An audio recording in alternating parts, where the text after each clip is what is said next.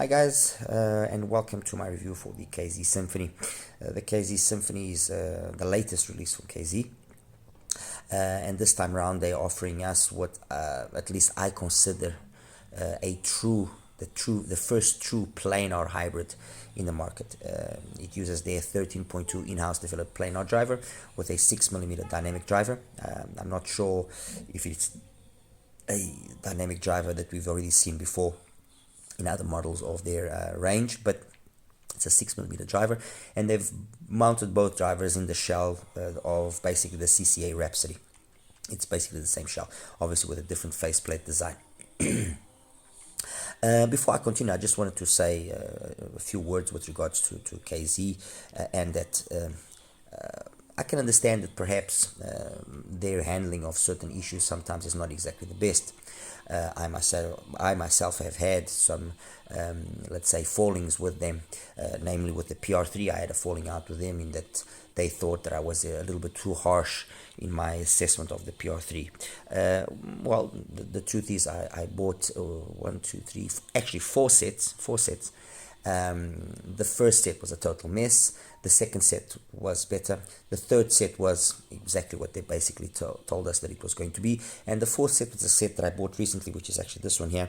And it seems that between the fourth and the third, and actually the second set to a certain extent, it seems that their quality control has been a little bit better. Was it maybe down to the fact that I was a little bit hard on them or not? I'm not sure. All I do know was that I wasn't the only one that had sets that weren't exactly what they had announced it was going to be. And anyway, that basically cost me some falling out with them, and they thought that I was being a little bit hard or unnecessarily hard, and was costing them sales and so on and so forth. But anyway, that didn't stop me from buying this Symphony and from reviewing it and from coming to the conclusion, and I'm going to be jumping the gun now, that although not perfect, it is a very interesting set, and I will explain why I find it very interesting, and I will explain why I say that it's also not a perfect set. Anyway, this 13.2mm dynamic planar driver that they have in-house developed has gone through various tunings. The PR1 initially was there was actually before that the CCA version of it, but the PR1 had three versions. Basically, the HiFi had the balanced, and then the Pro, which is the one that I've got here. And of the three, this one was unquestionably the best, the better tuned one. Then they had the PR2, which was done in collaboration with HBB, and that unfortunately was clouded with some issues. They apparently did a silent review, and so what was the first sets, which I have the first and the second, I mean, I've got a whole bunch of, so that you guys don't think I'm lying, I've got here a whole bunch of PR and PR2s, PR1s, I've got a whole bunch of them. So that PR2, the initial ones, the first ones, well, okay, I still didn't feel that they were better than the Pro. The Pro still maintained itself as being the best planar that they had done, in my opinion, up to now, and a very solid planar overall, especially considering the price. And then they launched the PR3, which was, as I've said, well, I can understand that they wanted to improve, but the reality was that they didn't improve. It was a set that, although more detailed than the previous ones, it was also very lean in the base, and it just made for a set that was a little bit fatiguing, and that required you chose very carefully what tips you were going to use and what source you're going to have. And if you were lucky, then you could actually get a half decent sound if you were going to accept the fact that it was going to be a more mid-centric and high frequency centered kind of sound with not so much bass, as the bass was a little bit thin. Anyway, now on the Symphony, what they've gone and done is they've taken that driver, the PR3, they've basically maintained it more or less the same. There's a little bit of a retune there. I'm not sure if the driver is actually working full range or if it has been limited in the lower frequencies and added to that lower frequency output of the PR3, or rather of the planar being used here, the output of a 6mm driver to give it a little bit more body, and it actually does work. Now, here are my opinions, and when I say that it's not perfect, here are my opinions. The first thing is, I think that driver, although it's not doing a bad job, it is somewhat limited, and so when you start pushing the volume, the scaling between the two drivers is not exactly the best. So at lower volumes, it's actually pretty well balanced. It's got a nice sound, comes across a little bit V-ish, a little bit V-shaped in its signature.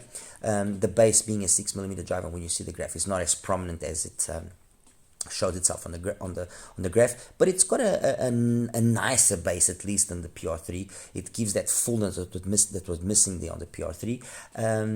But when you start pushing it, you start giving it a little bit more volume, you start seeing that 6mm driver running out of steam a little bit. So I would have probably have chosen, because the shell does have space to accommodate it, I would have probably chosen either the 7 or the 8mm driver that they also have. The 7 is the one found in the HM20, it's a very competent driver. Or then go straight away for the 8mm that they've used in the Rhapsody and they used in the Trio. I think that would have been the best driver. Not only would it have given it even perhaps a little bit more bass to then keep up as well with the planar, but also I think it's a driver that scales much better. There's no replacement for displacement. That's the reality. I think at 10mm it could be possible, it could be done, but I think it's sort of already pushing it maybe a little bit too much to fit in this shell. But hey, who knows? The KZ engineers are very, they do have a good machining skills or good design skills, and the fact they've been able to actually put those two drivers in here, like I've mentioned, the 13.2 and the 6, it's a good testament to the fact that they know what they're doing. That's actually one thing that I do admire in KZ, is that they try and have this kind of modular setup where basically the shell is always the same shell, or they've got basically 3 sizes of shells, and then around that shell they adapt then the driver setup that they're going to use. So they're pretty smart. They actually save a lot of money by doing that, and then also they maintain a more consistent quality of the build of whatever IEM that is they want to do. So it's actually a smart way of doing things. So an 8mm driver I think would have been a better option, and maybe perhaps with that 8mm driver you would have obtained then a smoother balance and a better transition between the DD and the planar driver, because over here you can distinguish between the two. You can actually pick up on that. You can feel the separation there, especially at higher volumes. You're going to notice that. So that 8mm driver, who knows, might have resolved that problem of coherence. The second thing that could have been done is, I think, just slightly lower the energy overall of the mids, upper mids, and treble. Just lower just another 1 or 2 dBs across the whole board. Make it a little bit smoother, and by doing that, again, we are trying to not lose any detail, because these things have got loads of detail. That's the reality. The PR3s, the PR2s, the PR1, they've got loads of detail. But what we're trying to do is control that planar timbre, which can sometimes be overly metallic and just detracts from the whole experience, makes things sound overly colored. Okay, so those are 2 things that I think could be done, and maybe if you do those 2 things, then you could actually do away without having to put the switches like I've done in various other models. Although the switches would have been nice, I'm not going to deny. Having the switches to control the bass output to better match than the planar, that would also be an interesting proposition. But anyway, those are just ideas of what I think could be done in a future version of this setup, and I have a feeling that something like that will eventually come out. I have a feeling that they will eventually come out with a version of the Symphony that has the switches to adjust better the bass output, and who knows, maybe even the planars output, and maybe even then increase the size of the DD, and who knows, touch up again on the planar tuning overall. But until that IEM comes out, we are faced with the Symphony. And that Symphony, as I was saying, actually surprised me very positively. I was using initially the foams that come supplied with it, but the Symphony has a small problem, which is the fact that the nozzle is very short, and the shell is pretty big, it doesn't allow for a very easy fit, or a fit where that tip will isolate well. So I ended up getting these complies, these substantially larger complies than the stock foams.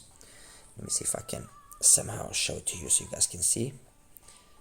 Okay, I think you can see definitely that the comply is bigger. It's not, it is bigger. Okay, excuse my hands please. So I got these complies, which straight away made a huge difference, and that difference was what? Not only did it make the fit more secure, but it actually helped make sure that the bass that 6mm driver is producing is more noticeable, because having such a sensitive fit like it has, at least in my ears, I will have occasions, or I had occasions, where everything was nicely sealed and I was listening to the bass driver, and then all of a sudden I just moved my head or something and the seal would be broken and I would lose the bass. So my recommendation for those that do get the Symphony or do have the Symphony is use a bigger foam tip, okay? And that bigger foam tip will definitely help in increasing the seal, in making the seal better, and securing the IEM better in your ear, and improving overall the bass quality.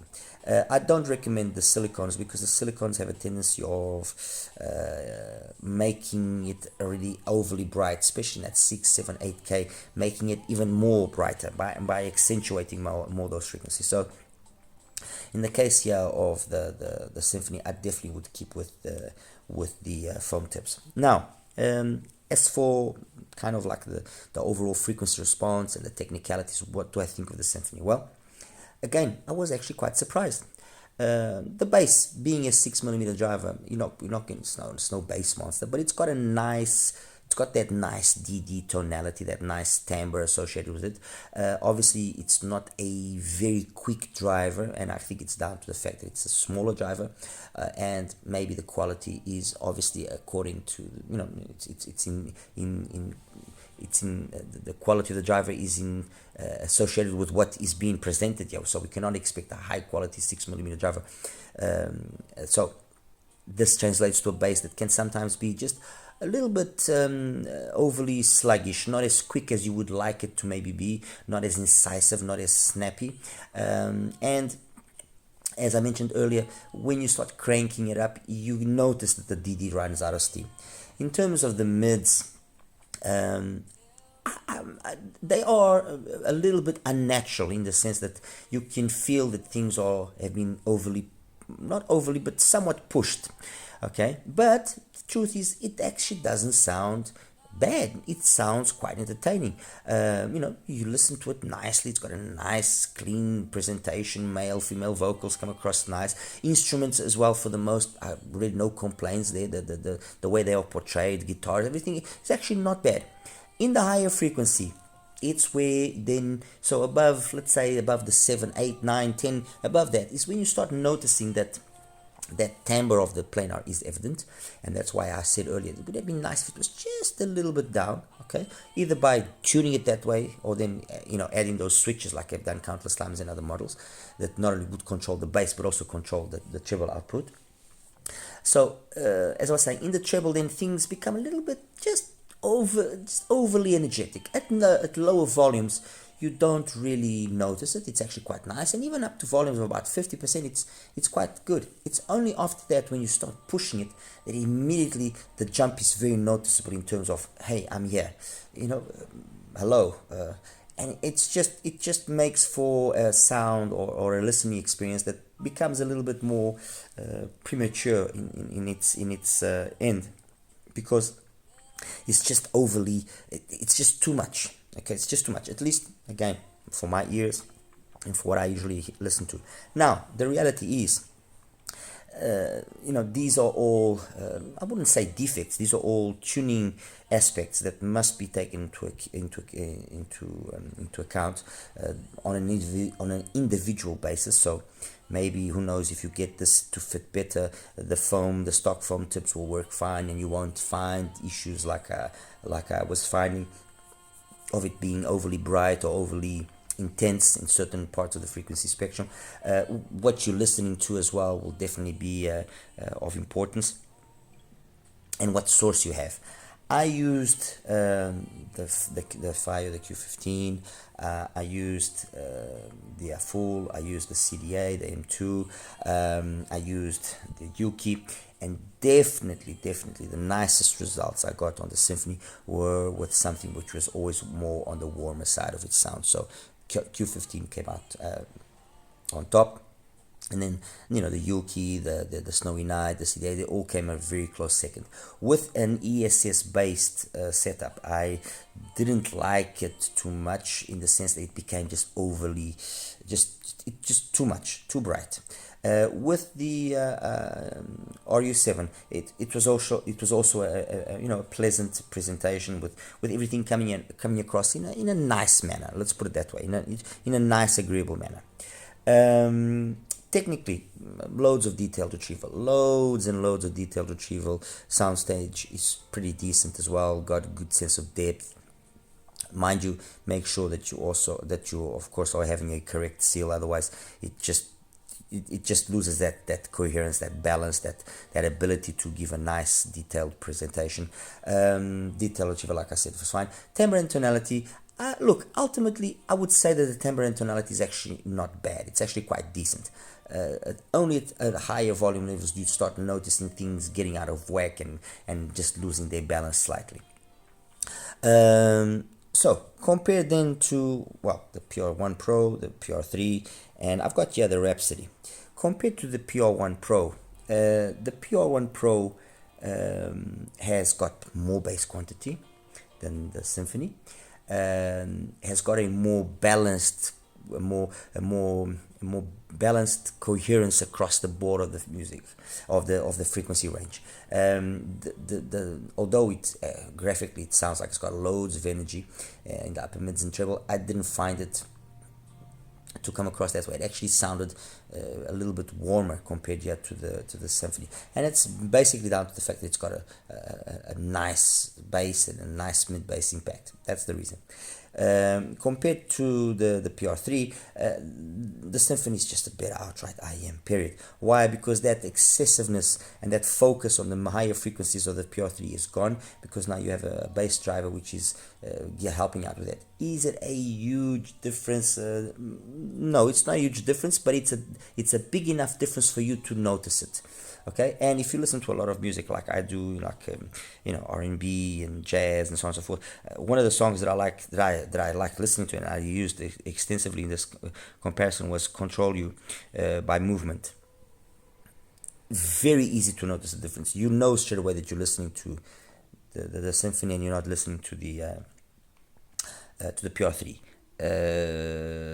Deeper from Pete Belasco, another song as well, where you can notice that 6mm driver here. It's just got that little extra amount of energy to make this comparison more favorable for the Symphony than necessarily for the PR3. Compared to the Rhapsody, I would say that they are more similar than what you would initially think.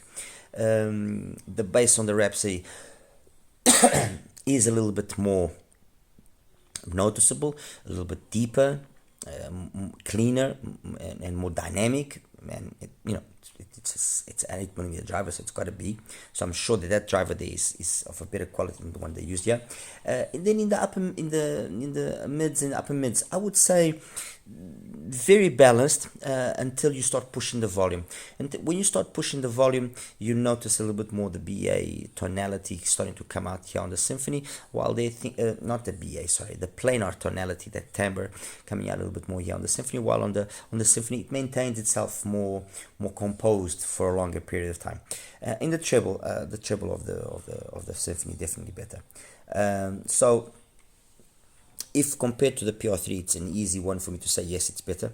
If compared to the PR1 Pro, it's got things which are better than the PR1 Pro, but ultimately I would say that these two are side grades.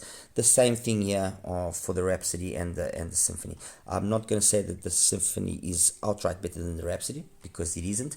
It does have aspects which is superior, namely the detailed retrieval, the twinklies and the sparklies that you get here are more agreeable, at least to my ears, than they are on the Rhapsody. And mind you, I like the Rhapsody. I think the Rhapsody is a very well tuned IEM.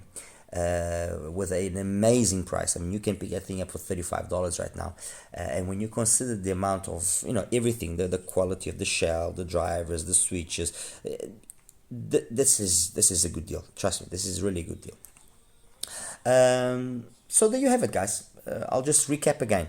In terms of the frequency response, it's got a very engaging, very well, engaging, maybe not the best word, but it's got a very engaging frequency response. You notice that it's a V-shaped kind of tuning, and you notice that the focus is definitely on the lower frequencies to a certain extent, and then on the upper frequency. So there's a little bit of a void there in the middle, but it's a nicely done. It's a pleasant listen, especially when you take into consideration this is the first time it's being done.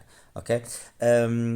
Technically capable enough. It's got a nice sense of space, so decent soundstage, decent imaging, decent detail retrieval. So really nothing to point out in with regards to its technicalities, other than the timbre and tonality can sometimes sound just a little bit fake, because it's just too much. But compared to the PR3, again, it is better than the PR3's timbre and tonality, without a doubt. And that's it, guys. I mean, there's basically not much more that I can say. I look forward to seeing what will be in store on a future upgrade to the Symphony. As it stands now, the Symphony, do I think it's a worthwhile IEM? Definitely. You know, if you can pick it up at a good price with a good deal, definitely the Symphony is an IEM that deserves being bought and listened to, and tinker around with, because inevitably people will tinker around with it and try to retune it and so on. And I think that with those minor adjustments that I mentioned earlier, this can be a very, very, very promising IEM. Honestly, again, I repeat what I said in the beginning. KZ gets a lot of hard talk sometimes, that they this, that they that. I myself have done it as well. That they're not exactly the most correct when it comes to handling public relations and so on. But merit has to be given when it's due. And the truth is this: they've got something like 80 IEMs in their product page. That's a lot of IEMs, but that just shows that they have the ability, if they want, to make a lot of product, and a lot of high quality product, if that as well is the desire. So let's, and I've said this before, let's cut some slack, or give merit when merit is due. And this is exactly what I'm doing. I'm giving merit to the Symphony because it is due. It's overall a positive IEM. That is an interesting IEM. Just worth reminding everybody that the best is use the Comply large size foam tips. This helps out with that timbre that I was saying out, with that, it just helps out, and with the fit especially, it just helps out in making everything come across that little extra nicer. Okay, guys, I'll show you another graph and we'll wrap it up. Hi guys, and welcome now to the graph section here for the Symphony. Let me just take away some of these graphs so we can see things a little bit clearer. There and there. Okay, so this is the graph here for the Symphony.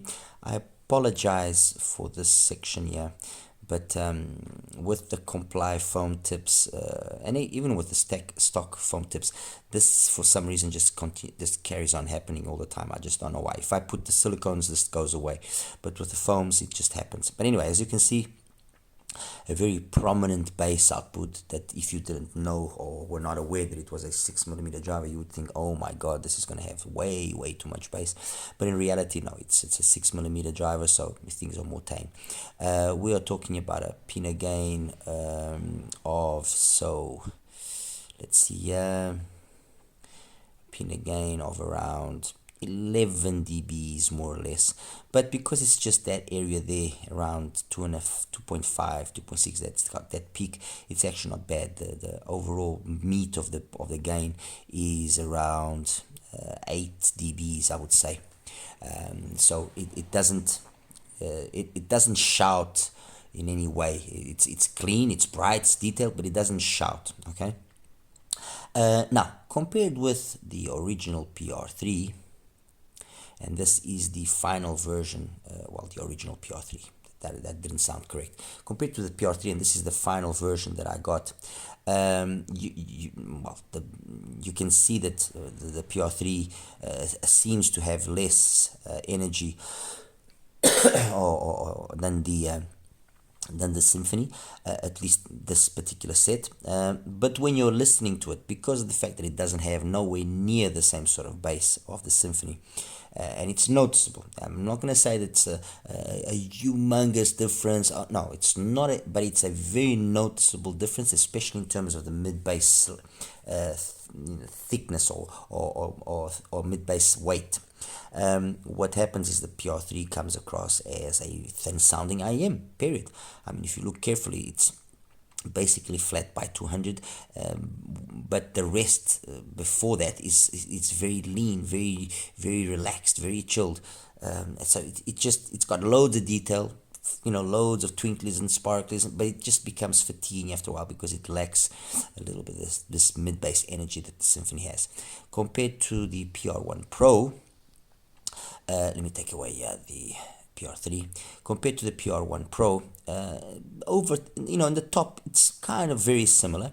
The thing is, you don't notice this to be as energetic as what the Graph might convey, because you've got a lot more bass energy and the mid bass energy, especially if I compare it with the PR3. Let's just put these two together. So that's PR1 Pro on the top, PR3 on the bottom. The difference that exists between the two in terms of its mid bass, it is huge. Okay, the PR1 is, for me, still between the PR3 and the PR1 Pro. The PR1 Pro is the better IEM, and having all of this energy and the bass also helps with it not sounding as thin or as metallicness or as that timbre doesn't sound as much as you would think by looking at the Graph. Okay, now comparing the PR1 Pro with the Symphony. The Pro has got more bass than the Symphony. Okay, it does. Up top, the Symphony sounds cleaner. The Symphony sounds more detailed. The Symphony sounds more incisive in its notes. Okay, the more realistic of the two, probably I would still say the PR1 will take that. So I would probably give the overall timbre and tonality to the PR1 Pro. But as I mentioned, and I'll say it as many times as I need to, the Symphony actually is surprising me in a positive manner. I've, for the sake of maintaining and making sure that things are more or less equal for everybody, I've actually ordered a second set to see what that one comes across. But this first set, it's fine. It sounds fine. It's got a Graph that's very similar to the Graph that they themselves presented, so no real issues there. And then finally, compared with the Rhapsody, it's very similar. As you can see, it is actually very similar. Now, the difference is, because the Rhapsody has got a bigger driver, this bass quantity here is more noticeable. So you definitely do notice that it's got more bass than the Symphony. And that's why I said that I think they should have gone for that driver. They should have gone for that 8mm driver straight away, and it would have balanced things out way nicer. Because in the Rhapsody, yes, you do notice a little bit of BA timbre, a little bit of BA, but it's very well controlled. It never loses its composure, let's put it that way. And overall, the Rhapsody sounds good. That's the truth. The Rhapsody truly and genuinely sounds good. It's got nice musicality to it. It's got decent technicalities. It sounds very, very good. And the Symphony is, I would say, this is a hard one to say. It's better. The Symphony has got the makings of being a better IEM than the Rhapsody. Let's put it that way, because the energy and the way that things are presented up top here. Personally, me, although not perfect, it's got that little extra feel of being a more quality, more high end kind of product. So it's there. I mean, with just a few minor adjustments, the Symphony can comfortably say it's a better IEM than the Rhapsody. And then the bass, yes, definitely, it's got a much more fuller bass than the Rhapsody. Of course, has a much fuller bass than the Symphony. And that's it, guys. I mean, I think I've basically said everything that I wanted to say. It's a nicely done IEM, a very interesting concept. It just needs a little bit of adjustment, and I think they've got themselves a winner. Yeah, honestly, I think they've got themselves a winner, and I get the feeling that you will see other brands now attempting to do this. All right, guys, as always, like and subscribe. Any other questions, please feel free to ask. Take care now. Bye-bye.